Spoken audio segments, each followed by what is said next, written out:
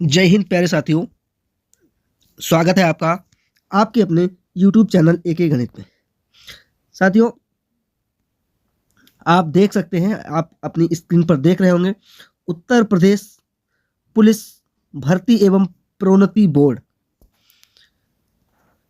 यहाँ से आपके लिए एक बहुत ही बेहतरीन सूचना मिलने वाली है, जो कि उत्तर प्रदेश में आरक्षी नागरिक पुलिस एवं समकक्ष पदों पर सीधी भर्ती 2025। आप देख सकते हैं यहाँ पर क्या है कि संख्या PRPB आरक्षी जो है PAC एवं अन्य वर्ग जो है इसका 7/25/2025 दिनांक 31/2025 है। ठीक है, 31 तारीख 2025। ठीक है, यहाँ पर आप देख सकते हैं कि उत्तर प्रदेश पुलिस भर्ती एवं प्रोन्नति बोर्ड को मुख्यालय पुलिस महानिदेशक ने जो है निम्न पदों पर के सापेक्ष चयन हेतु अधियाचन प्राप्त हुआ है। इसमें क्या क्या है? इसमें आरक्षी नागरिक पुलिस, आरक्षी PAC सशस्त्र बल, ठीक है, आरक्षी विशेष सुरक्षा बल और आरक्षी महिला बटालियन, ठीक है, और घुड़सवारी, जेल वार्डर, पुलिस पुरुष और महिला जेल वार्डर, ठीक है, पुरुष और महिला दोनों, ठीक है, जेल वार्डर के लिए। समझ रहे हैं आप? यहाँ पर बाकायदा सब कुछ दिया गया है। उक्त रिक्त पद वेतनमान पे बैंड 5200 20,200 ग्रेड पे से 2000 नए वेतनमान में मैट्रिक्स रुपए 21,700 से 69,100 पे लेवल 3, ठीक है, जिनका श्रेणीवार जो है आपको विवरण नीचे दिया गया है। ठीक है, क्या दिया गया देखिए। आरक्षी नागरिक पुलिस पुरुष महिला के निम्न पद जो है श्रेणीवार दिए गए हैं। क्या क्या दिए गए हैं आप देख सकते हैं, किसको कितने पद दिए गए हैं सीधा। ठीक है, अनारक्षित वर्ग के लिए यानी कि अनरिजर्व के लिए 4191, आर्थिक रूप से कमजोर वर्ग EWS जो आपका होता है, ठीक है, इनके लिए 1046, अन्य पिछड़ा वर्ग OBC के लिए आपको 2826, अनुसूचित जाति के लिए 2198, अनुसूचित जनजाति के लिए जो है आपका 208 पद यहाँ पर जो है दिए गए हैं। ये किसके लिए? ये है आपका आरक्षी नागरिक पुलिस, ठीक है, पुरुष महिला के लिए। फिर है अलग अलग से दिए गए हैं, ठीक है, टोटल पद भी अभी आपको बताएंगे हम। ठीक है, आरक्षी PAC सशस्त्र बल, ये PAC के लिए है। पुलिस रिक्त पद ये दिए गए हैं यहाँ पे आपके।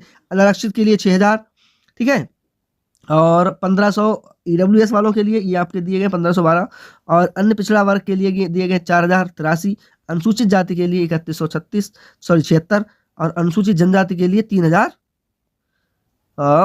आपके 300 है, 15,131 ये हो गए आपके कुल मिला के टोटल।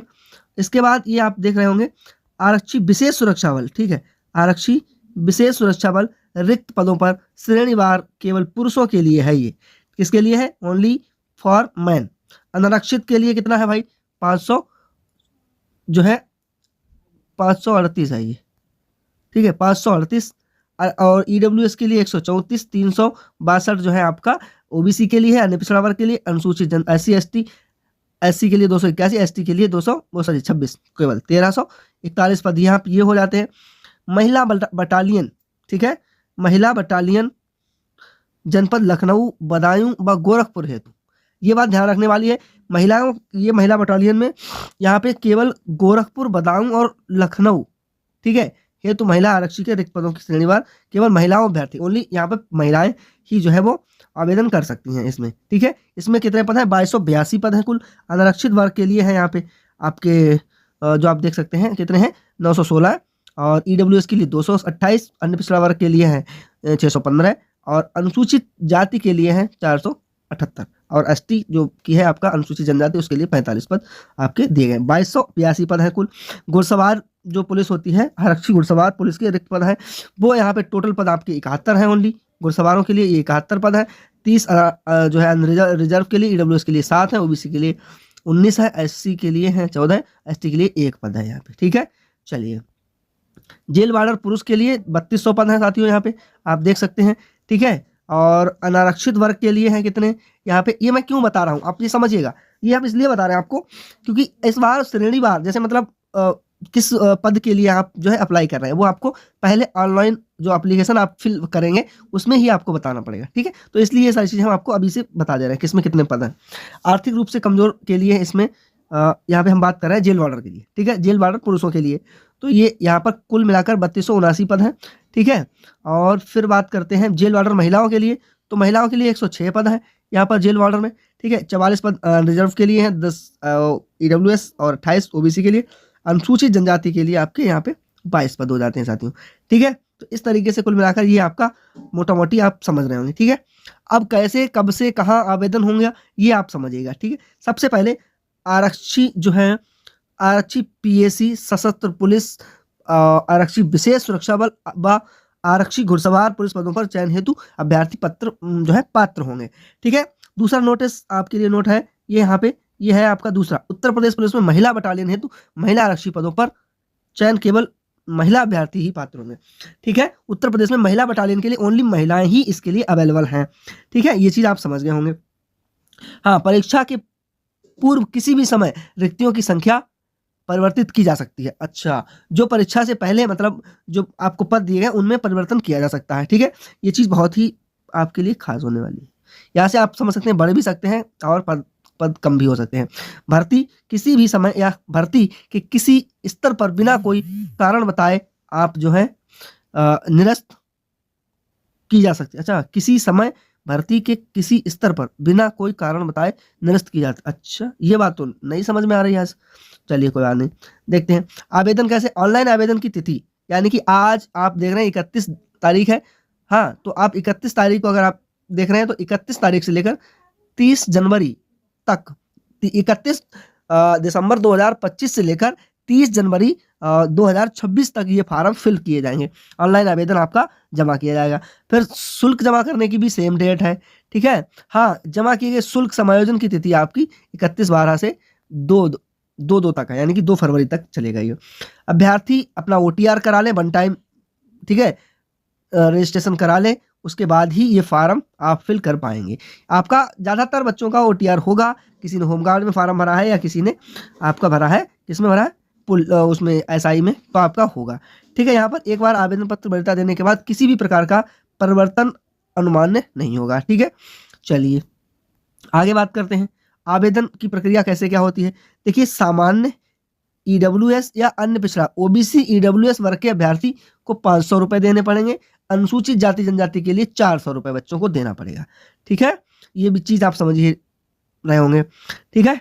चलिए बाकी आपको अभी हम बता रहे हैं, इसमें कुछ और 2-1 बातें हैं जो महत्वपूर्ण है, आपको बतानी है, फिर सिलेबस पे बात करेंगे, ठीक है।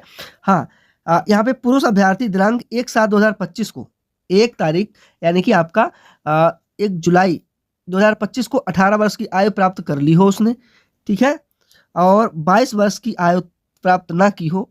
अभ्यर्थी का जन्म यानी कि जुलाई 2003 के पूर्व तथा 1 जुलाई 2007 के बाद का नहीं होना चाहिए। मतलब ये हुआ कि जिसकी डेट ऑफ बर्थ जो है वो कितनी है, जैसे यहाँ पे मैं आपको बता देता हूँ, 2 जुलाई, ठीक है, 2 जुलाई 2003, ठीक है, 2 जुलाई 2003 से पहले आपका जन्मदिन नहीं होना चाहिए।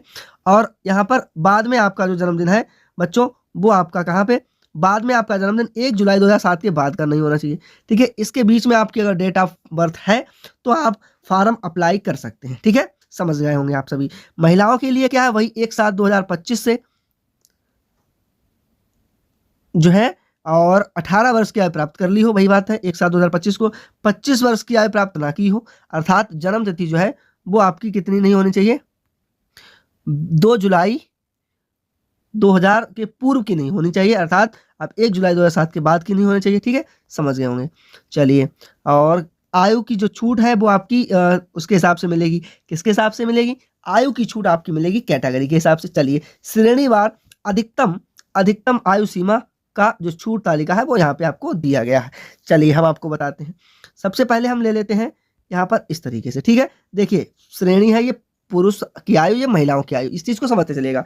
यहाँ पर सामान्य बच्चों के लिए जो जनरल अनरिजर्व कैटेगरी के और या EWS के अंतर्गत आते हैं, उनकी जन्म तिथि 1/7/2003 से और 1/7/2007 के बीच में ही होनी चाहिए। ये चीज आप समझ लें, ठीक है।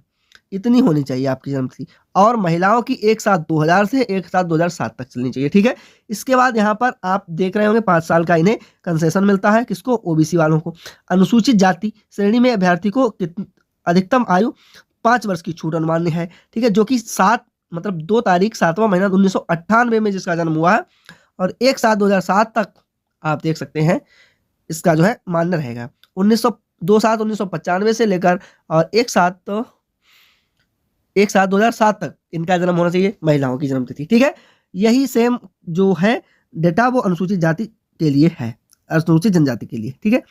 अन्य पिछड़ा वर्ग के लिए, इनके लिए भी भाई छूट अनुमान्य है, कौन सी, अनुसूचित जाति जनजातियों वाली ही, ठीक है।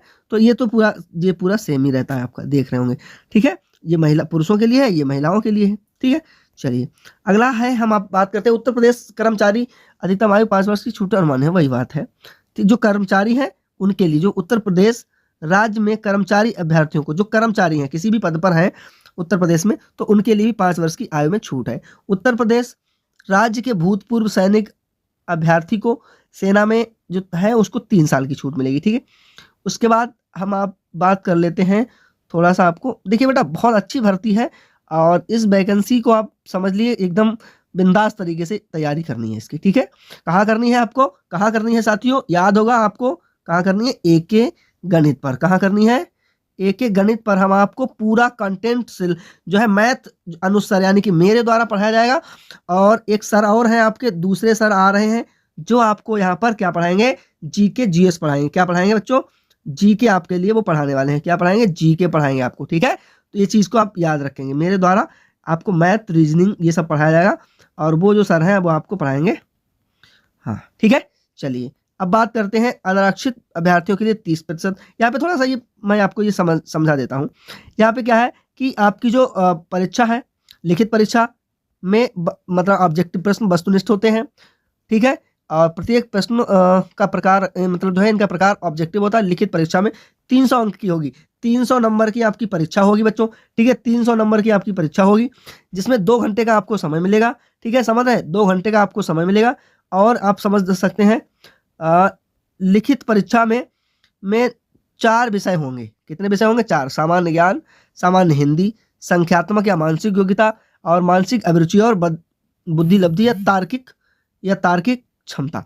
इस तरीके से 4 विषय आपके यहाँ पर रहने वाले हैं, ठीक है। इसके बाद अनारक्षित, यहाँ पर आप ये सब देख सकते हैं। हाँ, यहाँ पर इस बात और अब की कही जा रही है कि एक चीज़ संशोधित हुई है इसमें, वो क्या है कि प्रावधानों के अनुसार लिखित परीक्षा निम्नानुसार न्यूनतम अंक पाने वाले रहने वाले विद्यार्थी भर्ती के लिए पात्र नहीं होंगे। फेल और पास का यहाँ पे एक अब की वो दिया गया, क्या दिया गया है, आपकी एक कैटेगरी दी गई, किस कैटेगरी में आप आते हैं तब किस तरीके से क्या होता है। तो जो अनरिजर्व के हैं बच्चे, उन बच्चों के लिए क्या है साथियों, उन बच्चों के लिए जो है यहाँ पर आप देख सकते हैं 30% से आपके नंबर कम है, ठीक है, और भर्ती की वैकेंसी रह गई हैं, मतलब सीटें खाली हैं, फिर भी आप नहीं लिए जाओगे, ठीक है, ऐसे समझ लीजिएगा। 30% से कम वाले बच्चे नहीं लिए जाएंगे इसमें, ये चीज़ देखिएगा। और वही यहाँ पे ईडब्ल्यूएस वालों के लिए 25 नंबर की यानी कि 5 नंबर की छूट है इनके लिए, और ओबीसी वालों के लिए 25 नंबर ये भी है। 20% मतलब होना चाहिए, 20% आपका जो 300 है, 300 का 20% निकाल लो, ठीक है। कितने आपके कम से कम सही होने चाहिए, 300 का 20%, ठीक है, तो ये 60 इतने आपके होने चाहिए। बहरहाल बात वो उस पर बात में की जाएगी कब क्या कैसा परसेंटेज और ये सब, लेकिन हाँ 25 से 30% के 30% उनके लिए है, अनरिजर्व वालों के लिए, ओबीसी और ईडब्ल्यूएस वालों के लिए 25% है, ठीक है, अनुसूचित जनजाति के लिए 20% है। चलिए अब बात करते हैं प्रत्येक अंक, देखो ये क्या है 150 प्रश्न होंगे इसमें और 2 अंक 1 नंबर के लिए दिए जाएंगे। लेकिन सबसे बड़ी बात इसमें है, हाँ एक चीज़ और है, विद्यार्थियों के अनुसार यहाँ पर जो बात मेन कही गई है वो ये है आपका OMR पत्रांक। चलिए ठीक है, अब आगे बात कर लेते हैं। यही आपका पूरा भर्ती है, आप समझ पा रहे होंगे बच्चों। साथियों बहुत ही बेहतरीन जो है शारीरिक मानक परीक्षण देख लेते हैं। पुरुषों के लिए क्या है, न्यूनतम शारीरिक क्या है भाई, ऊंचाई उनकी क्या होनी चाहिए, 168 सेंटीमीटर आपकी हाइट होनी चाहिए, ठीक है, न्यूनतम ऊंचाई कम से कम। अनुसूचित जनजाति वालों के लिए 160 सेंटीमीटर, सॉरी 160 सेंटीमीटर होनी चाहिए ऊंचाई इनकी, ठीक है। और सीना की बात करें तो 79 सेंटीमीटर होना चाहिए आपका बिना फुलाए, ठीक है, अनुसूचित जनजाति के अभ्यर्थियों के न्यूनतम माप, ठीक है, अनुसूचित जनजातियों के लिए, ठीक है। और 84 सेंटीमीटर आपका फुलाने से होना चाहिए, ठीक है। अनुसूचित जनजातियों के लिए 77 सेंटीमीटर, ठीक है। और ये आपका सामान्य और पिछड़ा वर्ग के लिए, ठीक है, अनुसूचित जनजातियों के अभ्यर्थियों के लिए, ठीक है। अच्छा अच्छा अच्छा अच्छा, ठीक है। तो सामान्य या पिछड़ा वर्ग के लिए इतना कितना है, 79 सेंटीमीटर, और 84 फुलाने पर 77 सेंटीमीटर आपका जो है अनुसूचित जनजाति वालों के लिए है। 82% मतलब जो है सेंटीमीटर इनका फुलाने से होना चाहिए। 5 सेंटीमीटर की सीने फुलाने का अनिवार्य है, कम से कम 5 सेंटीमीटर आपका सीना फूलना ही चाहिए, ये चीज़ आप समझ लीजिएगा। 162 सेंटीमीटर होनी चाहिए महिलाओं की। किसकी, कौन सी महिलाएं की बात हो रही है, ये बात हो रही है सामान्य अन्य पिछड़ा वर्गों की, अनुसूचित जनजातियों की जो महिलाएं हैं उनके लिए 152 सेंटीमीटर है, और अनुसूचित जनजाति की महिलाओं के लिए 147 सेंटीमीटर उनकी हाइट होनी चाहिए, ठीक है। ये चीज़ आप समझ लो अच्छे से, बहुत अच्छे से। महिलाओं अभ्यर्थियों के लिए न्यूनतम कम से कम 40 किलो का वजन होना चाहिए, हल्की फुल्की नहीं होनी चाहिए, थप्पड़ मार दो गिर जाए, ऐसी नहीं होनी चाहिए लड़कियाँ। फिलहाल लड़कियों में वजन तो होता है, मोटी टाटी होती हैं, फिर भी हाइट कम होती है तो उससे कम होता है वजन, ठीक है। अब अगर हम बात करें शारीरिक दक्षता की बात करते हैं और थोड़ी सी, तो पुरुष अभ्यर्थियों के लिए ये आपकी देख रही है 4.8 किलोमीटर, मतलब 5 किलोमीटर आप मान के चलिए 25 मिनट में आपका, और महिलाओं के लिए 4.2 यानी कि 2.4 यानी कि 14 मिनट में, यानी कि इनका 2.5 किलोमीटर मान के चलिए, ठीक है। 14 मिनट में आपको महिलाओं को करना है। उसके बाद मोटा मोटी और थोड़ा सा सिलेबस देख लेते हैं, चलिए। हाँ हाँ, अब यहाँ पे देखिए किस में क्या प्रमाण पत्र का प्रारूप कैसा क्या, ठीक है, ये इधर ये सब है, ठीक है, ये सब है, ये सब है। उसके बाद और चलते हैं, थोड़ा सा सिलेबस पे चलते हैं, ठीक है। सिलेबस बता देते हैं आपको क्या पढ़ना है, कैसे क्या करना है, क्या नहीं करना है।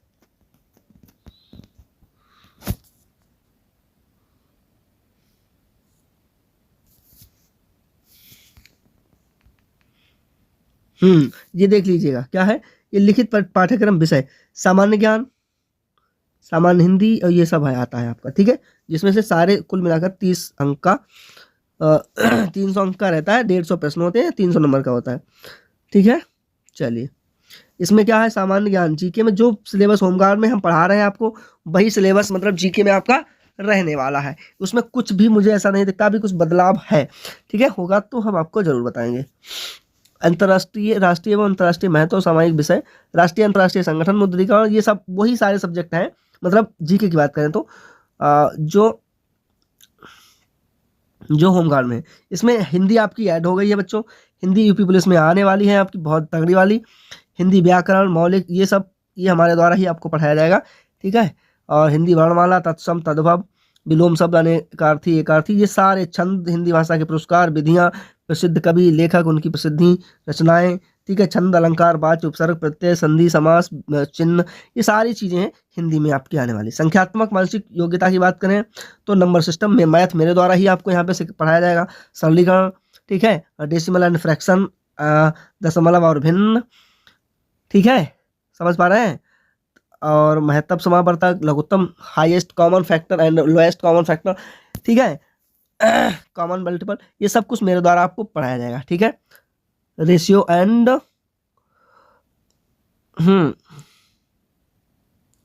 रेशियो एंड प्रोपोर्शन यानी कि अनुपात और आपका समानुपात, ठीक है, परसेंटेज, प्रॉफिट एंड लॉस, ये सब आपको यहाँ पे बहुत अच्छे से सिखाएंगे हम ही आपको, ठीक है। चलिए, मानसिक अभिरुचि यानी कि ये आपका आने वाला है बहुत अच्छे से, बुद्धि लब्धि और तार्किक, इसमें क्या संबंध का आंशिक समानता परीक्षण, ठीक है, और असमान को चिन्हित करना मतलब डिफरेंट, ठीक है, आपको वो बताना है। श्रृंखला पूरी करने का परीक्षण, कोडिंग एंड डिकोडिंग जिसे कहते हैं, संकेत लिपि, ठीक है, ये सब आने वाला है, समझना, दिशा ज्ञान परीक्षण, संबंध, ये सब बहुत अच्छे से आपको ये चीज़ समझ लेनी है बच्चों। बहुत बेहतरीन जो है अमूर्त विचार प्रतीक, ये सब बहुत अच्छे से सिलेबस आपका आने वाला है, ठीक है। तो उम्मीद है आप सबको समझ आया होगा बहुत अच्छे से। ये जो जानकारी हमने दी है आप जो है आपके अपने एक एक गणित यूट्यूब चैनल पर बहुत अच्छे से पढ़ सकते हैं, और इस चैनल पर आपको फ्री ऑफ कॉस्ट जो है तैयारी कराई जा रही है, एक गणित, ठीक है, एक गणित, ठीक है बच्चों। उम्मीद है। Thank you so much, love you. And आप सब अपनी मेहनत के साथ जो है लग जाइएगा, ठीक है, बहुत अच्छे तरीके से डट जाइएगा। अब आपको जो है ये आप समझ रहे हैं, इस पर हम बात करेंगे वीडियो बना के, लेकिन यहाँ तक ये समझ लिया आपको फॉर्म भरना है, अच्छे से तैयारी करनी है बिंदास तरीके से, ठीक है। Thank you.